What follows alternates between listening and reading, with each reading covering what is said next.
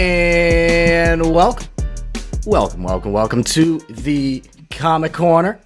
My name is Damon. What we do here is news, reviews, and interviews. And today we have a very special guest, an artist and writer of all things spooky, scary, and sexy, with titles that range from Transformers to Wonder Woman to Shadow Service, a supernatural detective story. She is a writer and artist of Vault Comics' new spicy book, Lilith. We welcome Corin Howell. Corin, thank you for joining us. Thank you so much for having me. I've been really enjoying the art you've been putting out for Lilith, so it's going to be kind of interesting to talk about how Lilith started out almost like as a drawing into a comic itself. But before we get into all of that, I always ask people whenever they come on for a first time, Sorry. what is your... Oh, you're good. We'll talk about cats too. I'm a cat person, so don't you worry. What is your comic book origin story? How did you get into comics? Not as a writer, not as an artist, but as a fan. I actually got into comics through mostly manga and Nice. and Transformers. I want to say my very first manga. God, want to say it's my very first. I'm not quite sure if it counts as a manga, but like when Pokemon was first starting to come to the States, Yeah. I was in third grade, and I remember like you remember like the old school like Lunchable like the boxes like the Oh, yeah. boxes that they would come in. So like they were starting to advertise like little Pokemon like cardboard things that would come in with the Lunchables. And so like I found those, and then it like erupted into me finding like a magazine at like Publix back in my hometown, and it had like I want to say it was Shonen Jump, like when it was still kind of new to the Hmm. States back in the 90s. And yeah, I want to say it was like the Pokemon origin story of like Pikachu and Ash, and it was like I don't remember if it was like an American drawn one or it was the actual like Shonen Jump like manga one. Hmm. And that was like my first exposure to actual like manga, and like my first official manga that I read was Trigun when I was in middle school, and it was the giant volume two or one and two of the first Trigon run before Trigon Maximum came out, and I was like I had to be like 12, maybe 13 years old, Mm. and from there it kind of just went from manga and Transformers back when Dreamwave was still alive, because like they were doing the Transformers Armada books, and yeah, I kind of just went through there. It was like mostly manga from there. See, when you said manga at first, and you said Pokemon, I was wondering if it was like the Pokemon manga that gets actually like genuinely insane things happen in that book. And you're like, Dude, yeah, I was in third grade. I'm like, what? No, but not that one. Not that one. obviously, yeah, they censored the shit out of that when I was 11, and this had to be got like how yeah I want to say I was like 10 or 11, so this is like 2000, 2001. Hmm. So it was the censored version, and it isn't until like I'm in high school that I realized that the Pokemon manga was like more sexual than I thought it was. So I'm like everybody that I knew that grew up with Pokemon and still kind of like was collecting the cards, like their brains were like exploding because like Hmm. every American kid's like, why is Misty's What outfit like that? Like, what's going on here? What's There's some wild things, as you know, that happen in those, but like actually crazy things that yeah. happen. So in the manga scene, was there any writers, or even in the comic space themselves, like any writers that you started to follow that you were looking up to that you're like, they put out a book, you had to go check it out?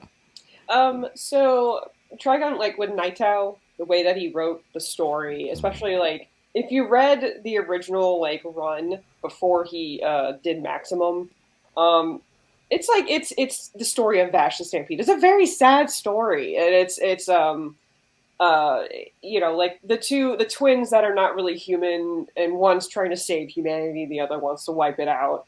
Um, and the thing is that Maximum didn't come to the States until I want to say I was in high school, like maybe sophomore year of my high school years, and everyone thought like the two volume was just it, and then he continued it in Maximum, and it was just like the story broke my heart. Like I remember being like 15, 16, and reading like one of the later volumes and actually starting to cry because like just this death scene of a character was just so impactful. And so like yeah, like following Nighttow and his later works, um, Simon Furman, one of the original writers for Transformers, was also one I followed for a while, especially when he was kind of like the brains behind bringing a lot of lore and kind of constructing everything that has to deal with like Cybertronians and Cybertronian society and their religion that they believe in, and like he kind of set it up for later writers to kind of expound on that.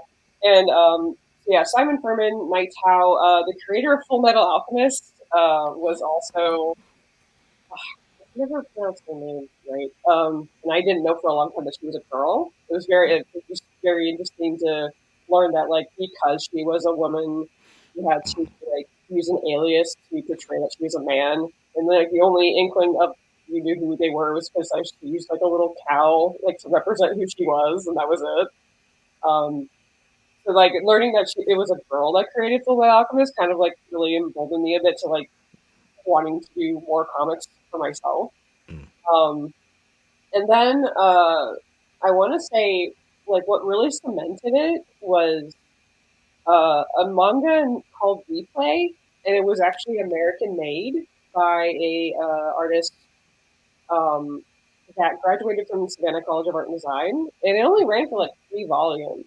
But seeing that like an American could make manga, I was like, holy shit, I could do this too! Like it was like, oh my god! So I think it was like there that I wanted to like officially be a comic book artist. Like for a while, I was like, I wasn't sure. I just knew I wanted to draw art, and I love reading manga, and I love watching anime, and I just wanted to draw these things. And then seeing that freaking Books a Million in Gainesville, Florida, on Newberry Road. And if anybody who is in Gainesville right now probably knows exactly where and what I'm talking about. Um, that yeah, like just seeing that was just like, oh my god, it's an American drawing a manga, and it says we 15-year-old me that doesn't know anything. But yeah, that was kind of like my road to realizing what I wanted to do with my life. So we are here to discuss your new book that is kind of out now, but will be coming out in a Yeah. bit. We got Lilith, which is a book when it was announced. I was like, all right, cover instantly drawn. Let's see what we got here. And this is a character that you kind of created just as like drawings that she evolved to get her own book. How did this book kind of come about? So Lilith originally started as like, God, she, as a lot of things have created, a lot of things have come around lately, like a product of the pandemic, so to speak. I was also like, I had just moved to Texas. Like, I moved to Texas right when the shutdown happened. Like, like we're driving 15 hours from Savannah, Georgia to Austin, Texas. And it's like right there, like that second day of travel, the shutdown happens and then nobody's going out. And it's like, I'm in Austin. It's like, now Uh, what? yeah. It's just like, oh, I'm in this awesome city. I can't do anything because like everything's shut down. But yeah, so like, and one of the main reasons why I moved to Austin was to find better treatment for my obsessive compulsive disorder. And so Lilith kind of became like this embodiment of everything I was dealing with at that time. Um, I also had just watched an interesting episode from a YouTube series called Unsung Heroes of Illustration on YouTube, and it's a very highly recommended.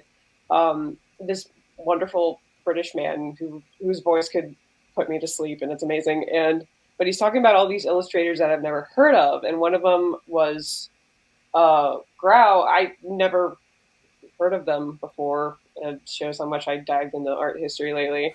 But looking at their work and looking at a lot of like uh, similar artists kind of pushed me to try something different with just using like a 3 color scheme. And that coupled with dealing with my OCD and dealing with depression and anxiety at that time, because I didn't know what I wanted to do, she kind of just blossomed. And at first she was just this character, like, here's this lady that I drew, and she might have committed murder. Maybe she's cannibalized somebody. Maybe she's just a scorned lover. Who knows? Um, but yeah, she kind of started out. People received her well, and I was like, oh, I guess I'll draw her again, and it just kept happening and happening and happening. And I was having more fun, and I was feeling more at home, and I was actually feeling more confident through with like dealing with my OCD and all this trauma. My friend Sasha was actually the one that named her because I was like, ah, she doesn't have a name yet. Of all these pictures of her, what should I do? And it's Sasha's like, she looks like a Lilith. I was like, yeah, she kind of does. And so, and so also being a fan of Transformers, I am deep into the fandom, reading fan fiction and all that lovely stuff. So is my friend Sasha, and so we just started throwing like, oh, what if she's like this? What if she's like this? What if she's like this? And it's like all these silly ideas, and then it started getting like, what if we really want this to stick? Like we started getting like serious about the ideas, and so like she was like, I really have to give a lot of credit to Sasha to helping me like really put her together more. And the thing was is that there was no real pitch for Lilith. It was just more of like I kept posting her online, and editorial at Vault was really like they loved all the pieces. And I remember going to Adrian, my editor at Vault, who was also my editor when I was doing Shadow Service. I was like, you remember that demon lady that I draw on Instagram? He's like, yeah. He's like, what if like if we did a book about her? And she's like, yes. And so it's like immediately Sold. without like no pitch, no nothing, just yes. And I was like, oh, okay. And it's like I had like this rough idea of what I wanted to do with her. Kind of like basing her off of my own trauma of like she's betrayed by someone she once trusted, and she is kind of ostracized to our world, and now she's got to pick up the pieces and trying to find love, life, like figure out life again. And she really wants to go back home, but she doesn't trust anybody. And then slowly over time, after meeting this human character, she starts to have a real life again. And that's how she kind of just like rolled into this into this story kind of unexpectedly. What are the really cool things about this story? Because like you said, it's somebody who's trying to get their way back home, regain trust, right? But there's gore in there. There's spice in this book, but there's also like some really solid humor. So when you're like balancing all those elements that really clash against each other, how do you go about that? I guess you can say it's kind of like a kind of a trickle down effect from like me writing fan fiction. Those in the Transformers fandom would totally know what I'm talking about. Yeah, good luck trying to find it. I'm not telling you what my username is. It's the internet. I'm sure there's detectives out there. It's like it's interesting because like I really honestly I just keep going back to how like a lot of like what I read in fan fiction and what my friends write and what we do, like whenever we're discussing like an alternate universe idea or like a prompt. And every time I've written like fan fiction, it's always been like, I want it to be this angsty, dark story about like how these characters, like they hated each other for so long and how they got back together. And obviously, but for some reason I can never like stick to it. There's always have to be like a humorous side, and so there's always like these little dry moments of humor, and it just kind of stuck with every fan fiction I would write, and it bled into Lilith because I was like, I could make this really dark. Like at first I was thinking about making it really dark, and then I was like, this is really depressing. Like I can't not think of something funny to do with this character, and like because in a way, the humor kind of balances it out where she is a dark, depressing kind of character, but she also has this personality, and she's kind of thrown into this hilarious scenario to like, why am I dealing with this idiot human? Like, where did they come from? Like, it's like, it's kind of like that. I guess it really is because of like, oh, I've spent so many years writing fan fiction and being a Transformers fan that like it just kind of bled into the way, like the way I write that kind of bled into the way I write comics. I would definitely say if you really enjoy the black cat meets Labrador Retriever puppy dynamic, right? Yeah. One of them's just like, "Why am I here?" The other one's like, "I'm so happy you're here. Let's have the best time ever." I think you will really enjoy the dynamic between Lilith and this human character. But onto a cat thing. I Hmm. know you're a big cat person. I Yeah. am also a big cat person. My cat's just around the corner, just trying to stay cool. Mine's currently And having like a weird manic episode, I guess, because she found a hair yeah, tie. you know, that typical cat stuff, right? Yeah. So in this series, we're introduced to Gordy, who Oh is yeah. kind of like this demonic, feline, familiar creature for Lilith. Was it your cat that inspired this demonic furball, or is it just like you're upset, you're intrigued with cats, or you're just like, we need another element here, No, introduce the cat? I'm a cat mom. I have two. I wanted to give Lilith something, like Hmm. because I've drawn her before with her, like one of her first cats, which is Pumpernickel. He's just an all black, fuzzy, floopy dust bunny, I guess you can call him. But Gordy kind of came around where I wanted her cat to actually be a little more than just like a cat, but it's just like, oh, it's a cat that sits there. And but having like originally Gordy wasn't even going to be a cat. He was going to be like this little imp demon character that kind of followed her around and cleaned up her leftovers. But I couldn't get over the fact that the demon imp didn't really fit her, and so it turned into a cat that's kind of like a Maine Coon, uh, like a demonic Maine, Yeah. and and so it just like, and she's all like, I have the current running gag in my head is that for every person that Lilith eats, if they have an animal, she just brings it home with her. So it's like we kind of wanted to like, oh, Lilith has a zoo, maybe, we don't know, but yeah, she just kind of Gordy kind of came around just because I have two idiot furballs that are fat and crazy as it is. And so I kind of was just like, "Here, baby, here's your fur, baby." He kind of eats. He doesn't eat like anything else like a normal cat. He's got a third eye. He can unhinge his jaw like a snake. But yeah, no, Gordy just kind of came around because I'm a cat mom, and I just really wanted to draw her a demon cat, this giant, fluffy, huge baby. I'm a cat dad too, so I totally get it. Whenever you can, insert the cat. You'll It's her cat. absolutely love it. It's 10 out of 10 approved for me already.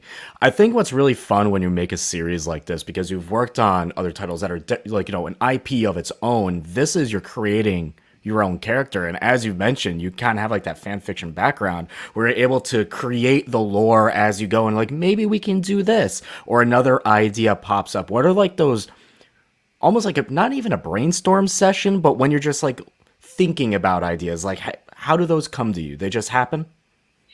Sometimes they do. I guess like a funny example is like I'll be like in the gym and working out, and then all of a sudden something will hit me, and I'll get on Discord and text Sasha. She's like, "Sasha, something just happened," and like she's just like, "Rin, my window, it's broken. What is it?" And so it's it's kind of like that where like sometimes I'll watch a movie and something will be inspired by that, but then there are just those moments where like, bam, it just hits me while I'm in the gym, or I'm currently working on something else, or I'm just like eating, and yeah, it's like, yeah, it really does stem from those fan fiction moments where you're like, huh, I wonder what like a Mad Max Transformers AU would look like kind of like that, where you see this movie and you're like, holy shit, what if it was like Mad Maximus? And so which is like, that's actually based off of like a pinup I did a while back after Mad Max came out.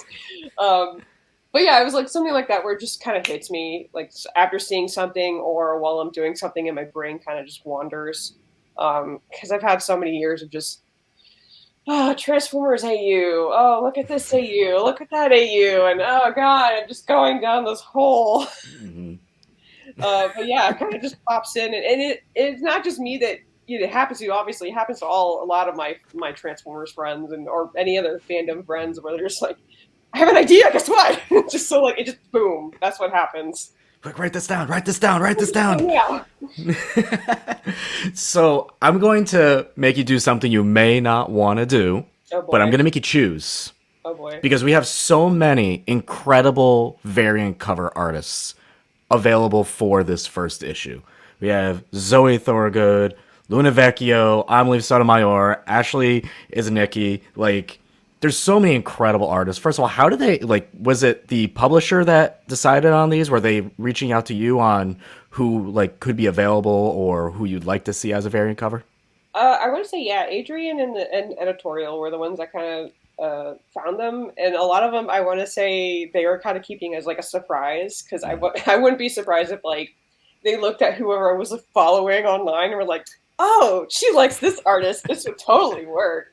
But like also, I mean, you look at Louis, you look at Zoe Thorogood and what she does already, and it totally fits. Like that was an incredible color and just oh god. But yeah, like a lot of these artists editorial really found for me, and then it was just like Adrian coming to me on Slack going, I have a surprise for you, and then just like boom, here's all these variant covers and cue me just like giggling like an idiot, just like, oh my god, this awesome artist drew my character. Do you have a favorite one out of all those? Do you have a favorite? Oh god. Shit.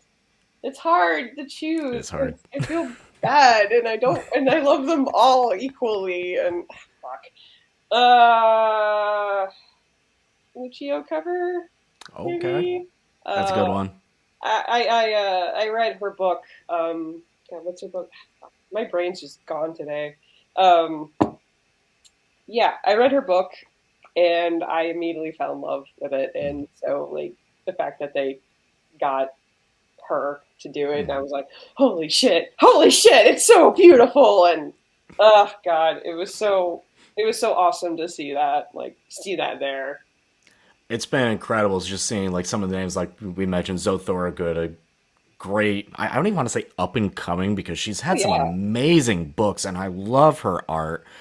She just did a hack slash book as well that was absolutely fantastic. So it's super like really cool to see like all these like names do all these books.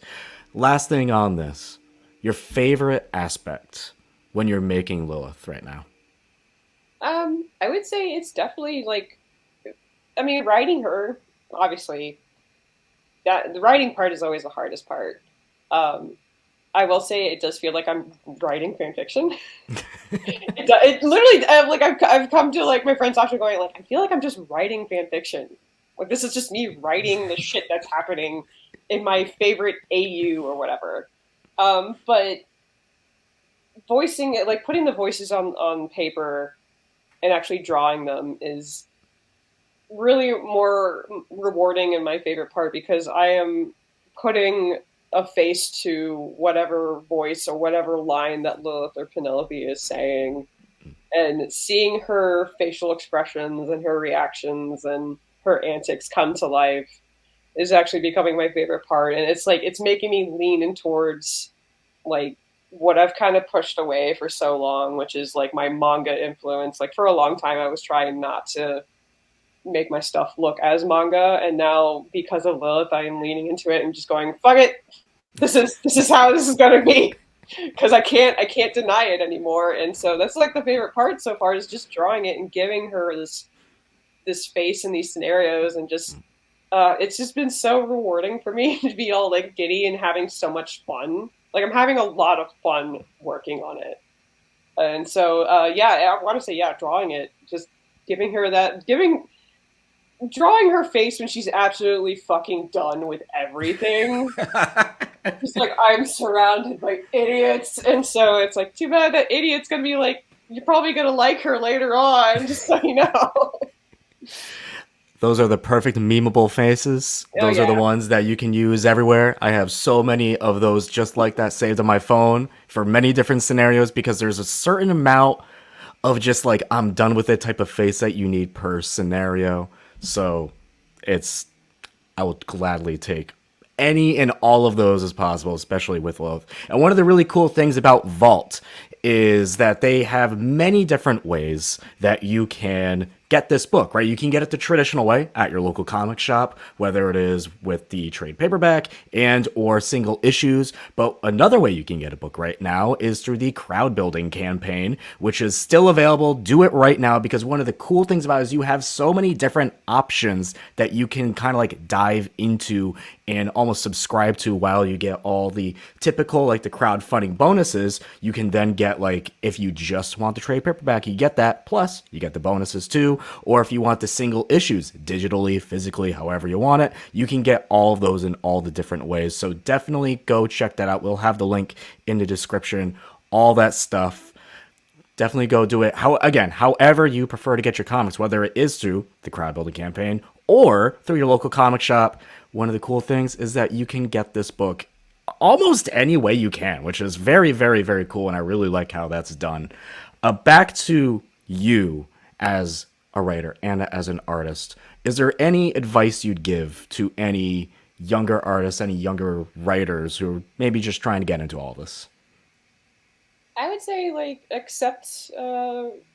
embrace your influences. Like, for a long time, I mean, like I mentioned before, I was trying to, step away from manga influence for such a long time, especially through college, where um, it was kind of almost ingrained in my brain to, you got to do something that's going to fit the American market, blah, blah, blah. And it's like, okay, awesome. And so it was just like me trying to figure out my style for a long time. But after I fully and wholeheartedly embraced my influence and my inspirations, it kind of just started rolling into I started figuring out what I wanted to actually do with my work.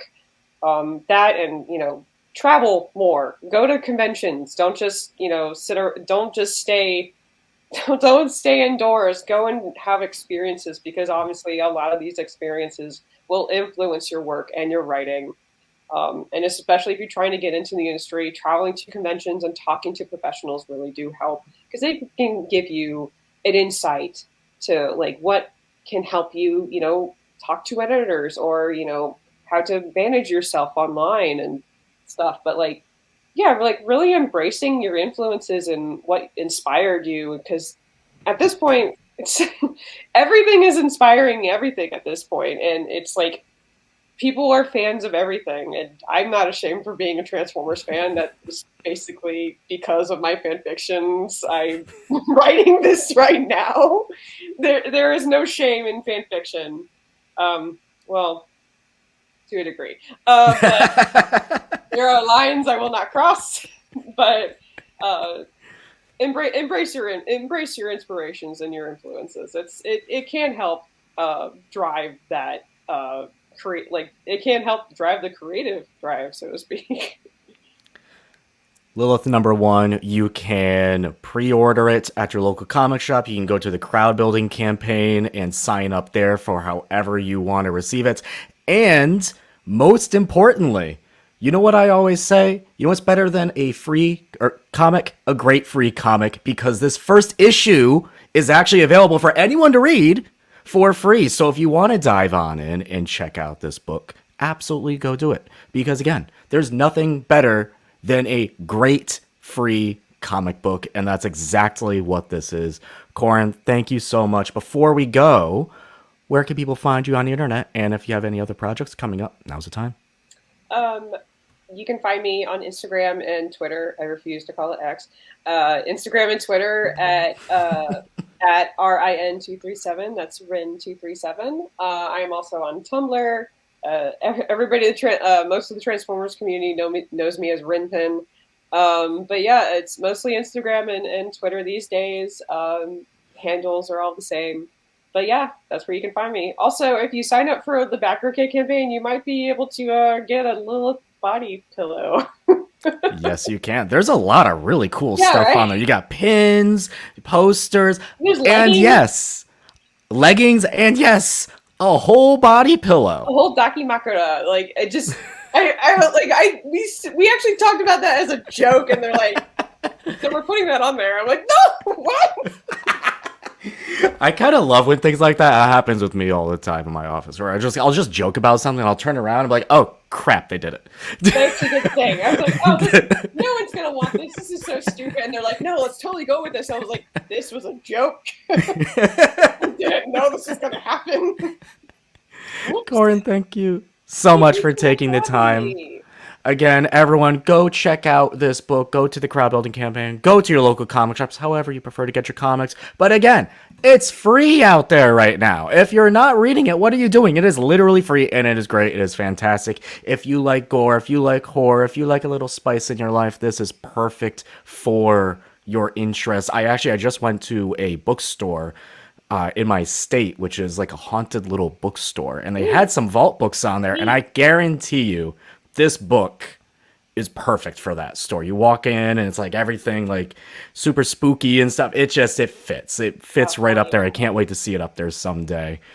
Corin, again, thank you so much for coming on. Everyone, go follow Corin on the socials. You can follow me on Twitter, because there's always Twitter me as well, at Damon Tweet. That will never change. You can also follow the show, Comic Corner Pod, and you can find us on TikTok as well, at Comic Corner Pod as well. And you can follow Agents of Fandom, where if you're into movies and TV as well, on Twitter at Agents Fandom and Instagram at Agents of Fandom, where we talk everything from TV to movies, Marvel, DC, you name it. If you have an interest in it, we got you. Do not worry. That'll do it for this issue of the Comic Corner. We do our reviews every week. We will be reviewing Lilith every week. Every month that it comes out. We did a review for the first issue. We absolutely loved it. It was one of our picks of the week. It was one of our picks of the month. So we will be continuing it as that book comes out. Can't wait for it. Until next time, everybody, go support your local comic shops.